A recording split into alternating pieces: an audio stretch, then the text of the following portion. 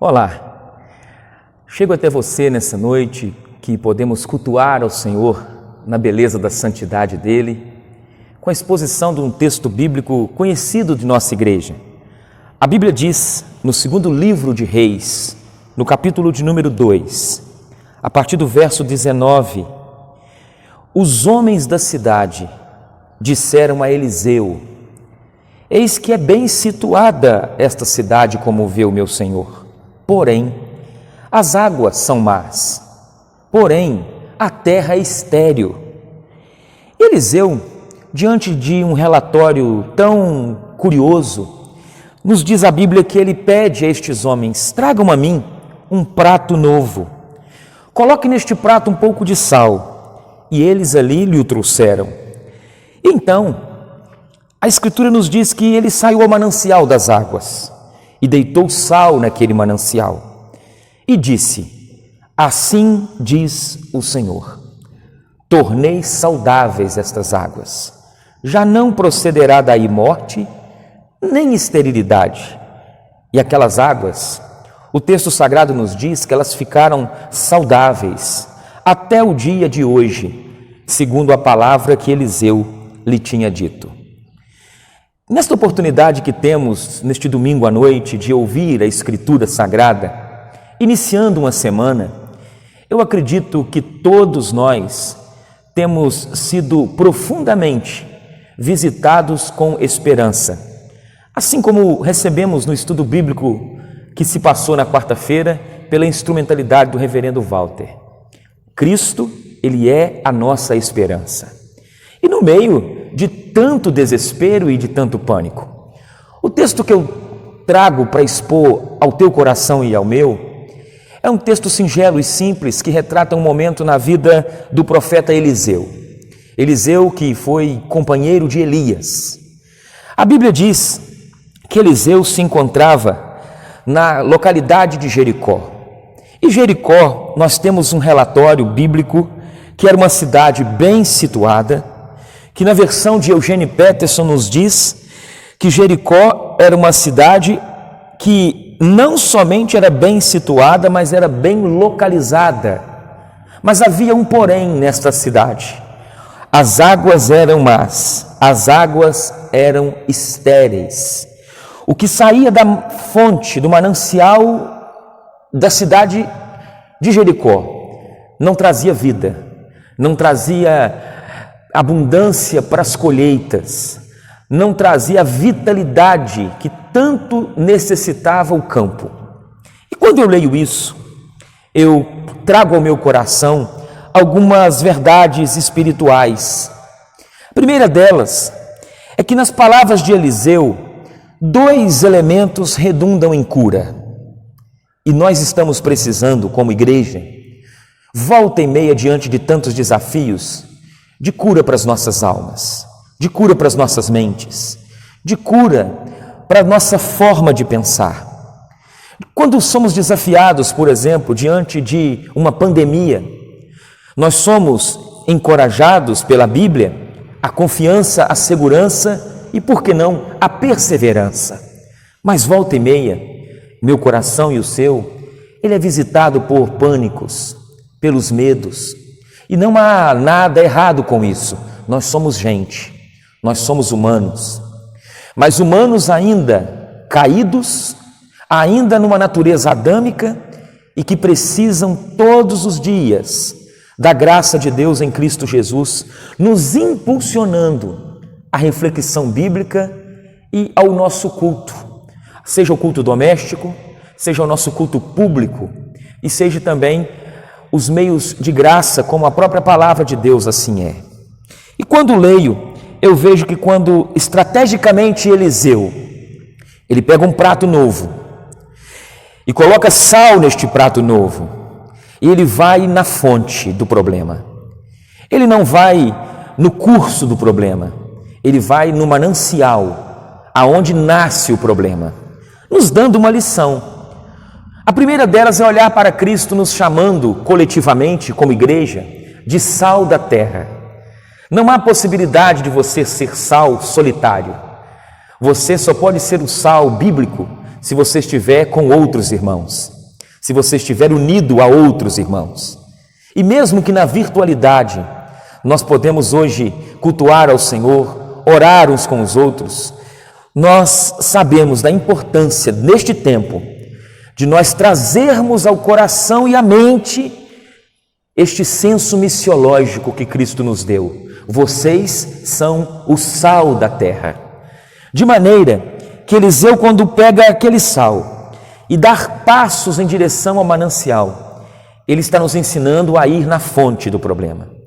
E quando eu penso em ir à fonte de um problema, eu tenho que fazer um autoexame na minha vida, pedindo ao Espírito Santo que me conduza, principalmente aos campos verdejantes e férteis, mas quem sabe o Espírito Santo também vai me conduzir a situações trevosas da minha própria caminhada.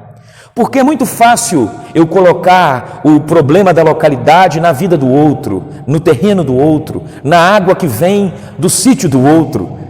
Agora, o difícil é quando eu olho para a realidade da minha vida e entendo que o problema começa em mim. E o problema começa no meu coração. E o problema começa na exposição da Escritura que diz: o coração do homem é enganoso. O coração do homem é desesperadamente corrupto. De maneira que esta corrupção, esse desespero de corrupção, como diz a Escritura, nos fala que a única solução diante dos 66 livros bíblicos que você tem, que quem está próximo de você tem, que a nossa cidade e o nosso país tem, reside em Cristo Jesus, o nosso Senhor. Mas esse texto nos ensina ainda algo mais que eu quero deixar para o nosso coração. Nos mostra algumas lições preciosas com relação ao nosso chamado vocacional. A Igreja de Cristo, da qual você faz parte pelos méritos deste Jesus, ela tem, sem sombra de dúvidas, um chamado diante de uma terra também que é boa, de uma terra que é cheia dos seus prazeres naturais, de uma terra que todos nós queremos conquistar, queremos de alguma forma influenciar, como diz a própria exposição dita em Gênesis. Quando o Senhor cria o homem, Adão, o Senhor diz a Adão: governe, domine. Então todos nós, inclusive os filhos das trevas, nascem com esse intuito, embutido dentro do seu ser, de governar, de dominar. A terra, diz um dos salmos, o Senhor deu aos filhos dos homens, de maneira que a terra é boa, é um oásis, cercado por um deserto, como é a Jericó, ao qual o texto está nos mostrando, mas tem os seus poréns. No caso do texto, nos diz o versículo de número 19: as águas são mais e a terra por isso não produz, porque o manancial gera morte e não gera vida. E um primeiro chamado que o Senhor tem para mim e para você, sal da terra, é discernir as fontes de morte. E discernir as fontes de morte é pedir a Deus também que faça com que você olhe para os mananciais na sua localidade, na sua cidade, no seu bairro, no meio da sua família, aonde nascem os processos de agonia, de dor, processos de esterilidade. De maneira que, quando olhamos isso, nós pensamos como nas muitas localidades regionais nós vemos as diferenças de cultura. Vamos, por exemplo, nós que moramos aqui em Alto Caparaó, Manhumirim, e nos deparamos com diferentes reações e culturas no coletivo. Vamos a Jequitibá, vamos a Carangola, cada cidade com a sua realidade, com a sua cultura, e vamos observando que cada cidade ao qual eu trago como exemplo, ela tem os seus mananciais de morte, ela tem os seus locais que são realmente de morte. Eu me lembro na infância que ia à casa dos meus avós E quando, por volta dos meus 5 anos de idade, eu atravessava a rua juntamente com os meus pais, chegando na rodoviária numa cidade próxima, nós tínhamos que passar num lugar extremamente difícil e eu não entendia muito bem na minha mente infantil o que era aquele lugar. Aquele lugar era um lugar onde os homens, as mulheres vendiam seus corpos, no sentido de um meretrício. E aquele episódio diante dos meus olhos, eu tinha que atravessar juntamente com os meus pais ali, víamos bares, homens às gargalhadas e mulheres, até que um dia alguém me disse que ali os homens e as mulheres, eles se trocavam mutuamente e fisicamente em troca de dinheiro. E aí, querido, eu pude começar a entender que cidades têm os seus bolsões de morte. Quantas famílias foram ali destruídas? Quantos homens ali foram destruídos e mulheres nas suas emoções? Até que, de forma muito bonita, o Evangelho foi chegando naquele bairro e aquele processo de morte, aquele bolsão de morte, através da evangelização, dia a dia, mês a mês, foi transformando aquele ambiente. E para a glória de Deus, eu digo a você hoje que quando passo ali, aquele ambiente não existe mais.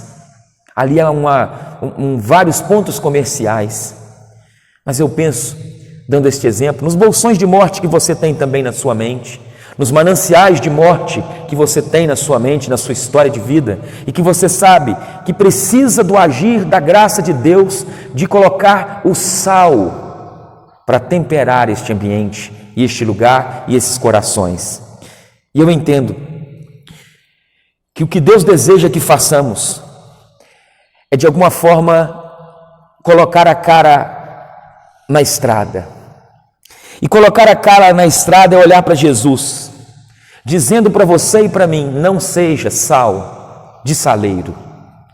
Porque uma coisa é nós sermos sal num saleiro bonito, e talvez os nossos templos cristãos e evangélicos podem, se não tomarmos cuidado, se tornar um grande saleiro de aglomeração do sal. E neste tempo de quarentena, eu e você, como sal da terra, estamos experimentando a oportunidade de refletir sobre a nossa caminhada, de quando retornarmos para a realidade do nosso local de culto, nós pedimos a Deus que nos dê a graça de quando sairmos da porta para fora dos nossos locais de culto, nós entendemos o nosso senso de missão, ser sal da terra.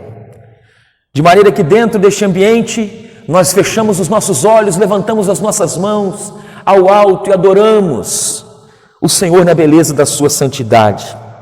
Mas quando saímos da porta para o lado de fora, voltando para as nossas casas, logo após a bênção apostólica de nosso pastor, nós de alguma forma entendemos que temos que estar com olhos abertos, mãos estendidas, de alguma forma proclamando o nome de Jesus Cristo e o reino de Deus que está próximo, a começar em nós.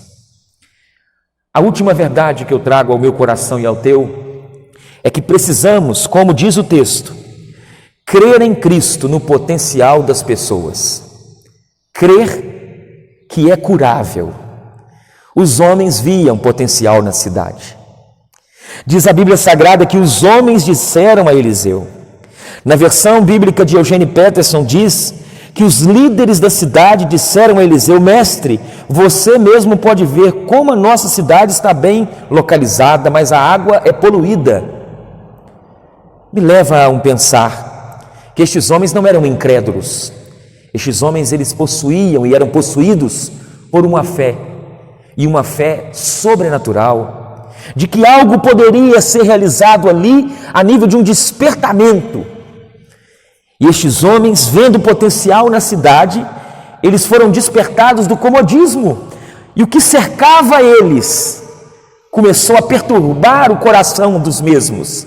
Chegou ao coração destes homens, para procurar o próprio Eliseu, uma santa aflição, e eles se perguntaram: o que precisamos fazer? Você sabe muito bem, a sua esposa sabe, seus filhos sabem, que ninguém cura o que acredita ser incurável. Ninguém. Ninguém transforma aquilo que julga ser intransformável. Por isso, o Cristo nos disse no Evangelho de Marcos, capítulo 9, verso 23, tudo é possível, tudo é possível ao que crê. Por isso o Cristo disse no Evangelho de Lucas 18, capítulo 18, verso 27, os impossíveis dos homens são possíveis para Deus, porque não existe milagre quando não se acredita que o impossível é possível. Não existe milagre quando não se acredita que tudo é possível. O famoso não tem jeito. E neste tempo, quantas pessoas estão sendo dominadas pelo famoso não tem jeito? Isso não tem como. De maneira que precisamos crer no potencial em Cristo das pessoas. Crer que é curável. Mas também saber, ao término desta devocional, que não há ninguém que não tenha missão neste mundo. Todos nós temos. De maneira que nós vamos ir a esta missão, ou por darmos ouvidos ao falar do soberano Senhor, ou às vezes andando e arrastados, mas a gente vai para ela. De maneira que, com uma consciência inteligente para com a nossa vida, nós devemos fazer esse caminho, entendendo a nossa missão. E eu termino lembrando a ti de nosso Senhor Jesus Cristo e a sua bela missão. 3 anos intenso de uma obra perfeita, gloriosa, de dores, sofrimento, mas culminando com glória. E Jesus, no seu senso de missão, no alto do Calvário, ele pôde dizer: está consumado. Tetelestai, está feito. O que Jesus disse com este está consumado?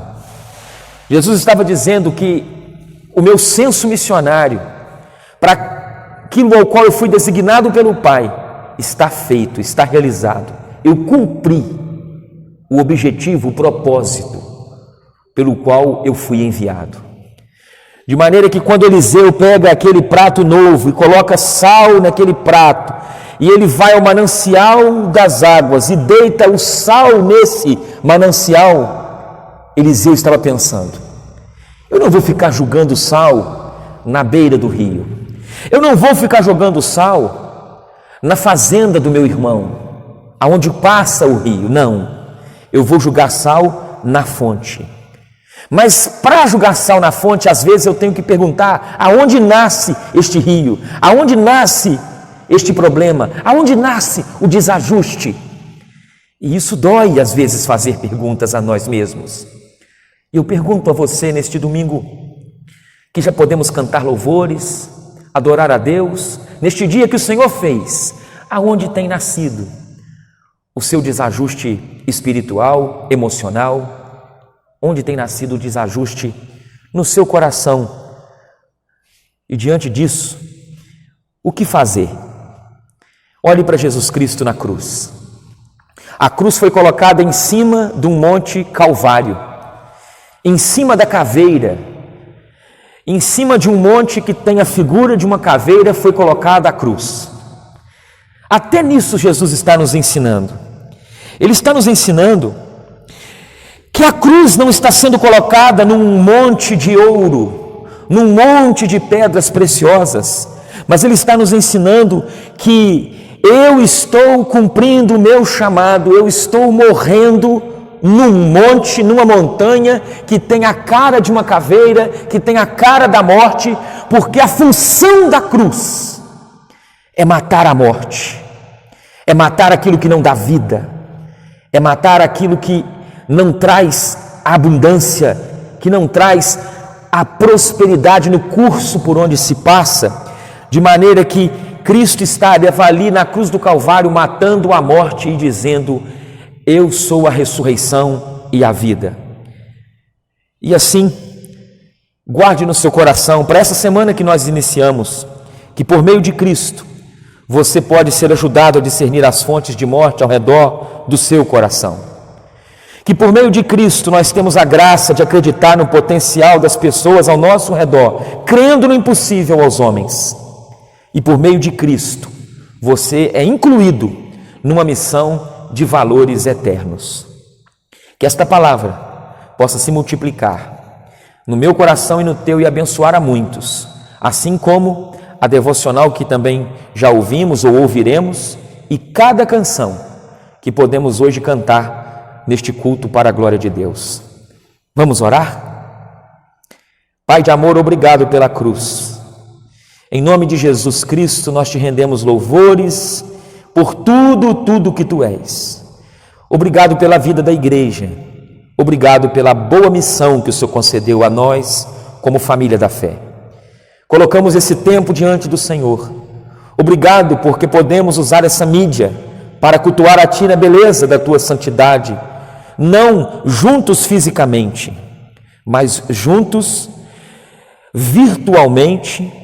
E estar juntos virtualmente, Pai, nos faz estar conectados em um propósito, em um só Espírito, em um só desejo.